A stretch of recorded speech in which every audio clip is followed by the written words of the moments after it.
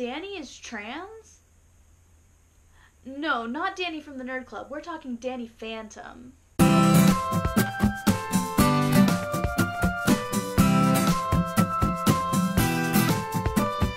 Hey nerds, it's Monday, and we're talking transgender Danny Phantom. When books, movies, and TV shows, and the media in general, lacks transgender representation, the trans community goes out and creates their own representation by turning their beloved characters into transgender characters, creating something called trans headcanons. But I'll save the representation talk for my main channel video. Go check it out after you finish this one. So before I get too into all of the evidence, I want to explain that this isn't my theory. This is a huge theory that's going all over the internet, and especially on Tumblr amongst the genderqueer, gender nonconforming, and transgender communities. So needless to say, since it's all over the place, I couldn't find the original creator of this theory, but it's my understanding that tons of transgender teenagers and even kids have added to this theory. That being said, I am adding my own thoughts and opinions into this theory as well, so it's kind of a Frankenstein theory. He's about 14 and 15 in the series, so he's a little bit too young for top surgery, but I'm sure he's on testosterone. And I think he came out when he was very, very little, and his parents let him transition very early. Danny is transitioning from the female sex to the male sex. I don't know if I mentioned that yet. And it is popular belief, and my belief as well, that Danny Fenton's ghost form, Danny Phantom, is fully transgender, fully male. The main idea behind this is that his ghost body is a representation of his soul and not his physical body. So obviously his soul would be completely male, whereas his body would have female features. There was a great big flash, everything just changed. His molecules got all rearranged. Number one, I think one of the biggest piece of evidence that we have that Danny Phantom is transgender is his name.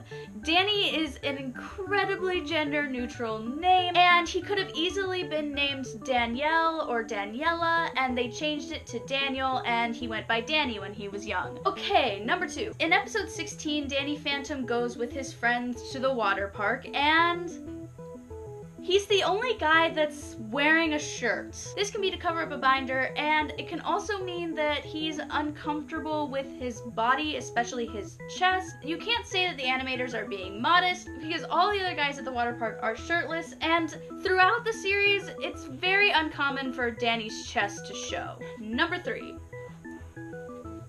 But Danny's chest does show, and it's flat. Well, kinda. First of all, Tucker is even quoted saying that Danny doesn't shower with the rest of the guys. Now, this is an incredible indicator that he's transgender, because a lot of transgender students tend to shower separately from the boys and the girls because it's more comfortable for everyone, and it's even more comfortable for the transgender person. But yes, there is one point where he is depicted shirtless in the shower. Is his chest really flat? It's kind of pointed, which just happens to be how the animators draw all of the girls' chests. Coincidence? But Brennen, it's still pretty flat. I understand this, and I do have an explanation for this. This is an incredible sign of hormone blockers to have a flatter chest, and in my theory, he's on testosterone, so obviously his chest would be flatter. It can also explain why he has a more chiseled chest, because he's been working out on testosterone. Number four. In the same water park episode, Danny has to go ghost, and he runs into the girls' bathroom. Accidentally? Not very many guys are gonna run into the girls' bathroom unless you're trans. Maybe it was just a gag, haha, Danny Phantom ran into the girls' bathroom, but he's dragged out by Paulina, and she says something incredibly interesting. I would tell you to use the men's room, but you don't apply.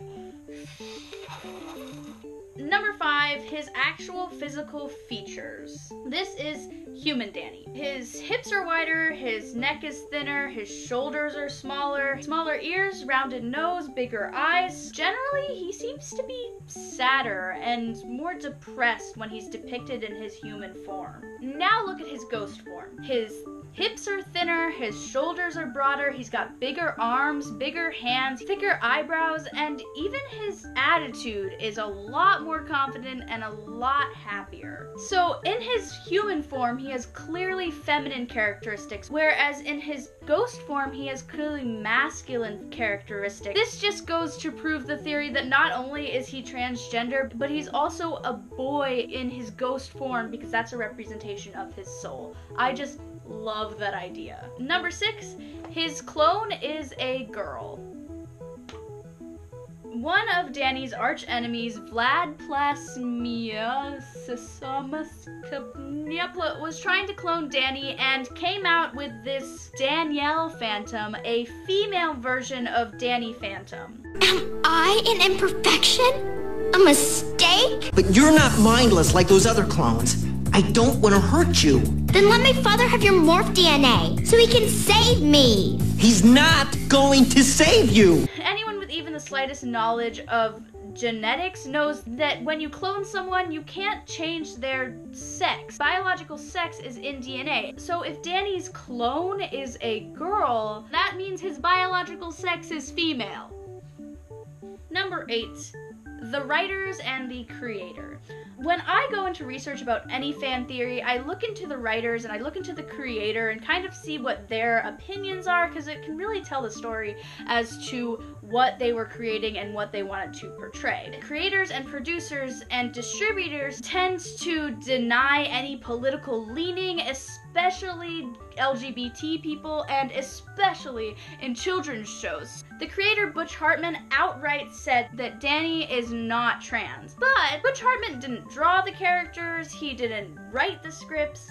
Some other people did that, and those other people are far more liberal, far more connected with the times, and in the end, it's up to the animators and the writers to portray whatever kind of character they want. So, even though the creator Butch Hartman said no to trans Danny Phantom, it can still be canon, because Steven Universe. Number 9, episode 6, What You Want. This is an incredibly telling episode where Danny encounters a genie and she asks him what is his biggest wish.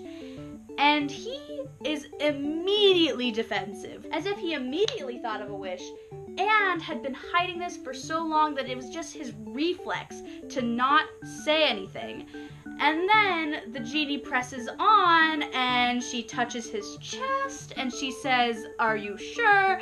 And he backs away and just see for yourself. I am Desiree. What is your wish? None of your business, Candy Pants. Surely there must be something. Hey, get away!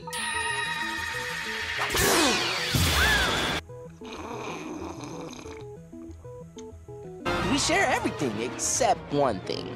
Number 10, this is just a funny one that I found while I was perusing the Danny Phantom wiki page. BTW, there's an entire Danny Phantom wiki website. I just think that's amazing. Delilah. In episode 3, Delilah is a gorilla that Danny is using for his science fair project, and he names her Samson because everybody thinks she's a guy. And then at the end of the episode, it's revealed that she's a girl, and Danny, without skipping a beat, renames her Delilah, and he even tells everyone that they're invading her privacy.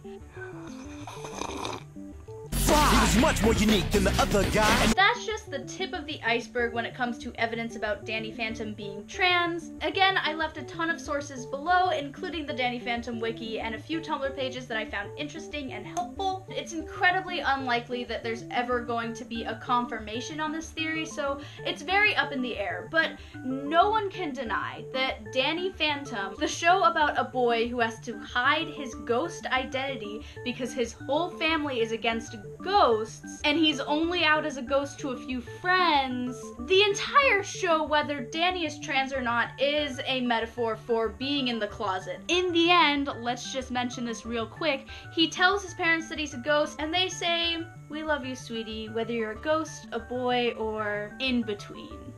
But that's none of my business.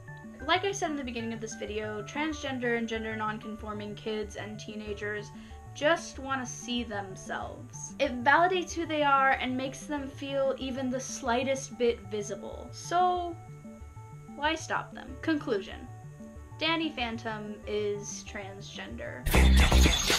So let me know what you think. If you have any comments, questions, concerns, additions to the theory, do you want me to cover another theory? Just let me know in the comments below. And of course, remember to subscribe to the Nerd Club. And if you want more of this face, you can subscribe to my channel, youtube.com/BrennenBeckwith. I just made a related video about queer representation in the media, so go check that out. That's it for this Monday. Bye, nerds!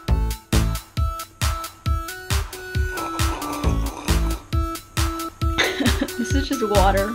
I want tea. I'm gonna go get tea.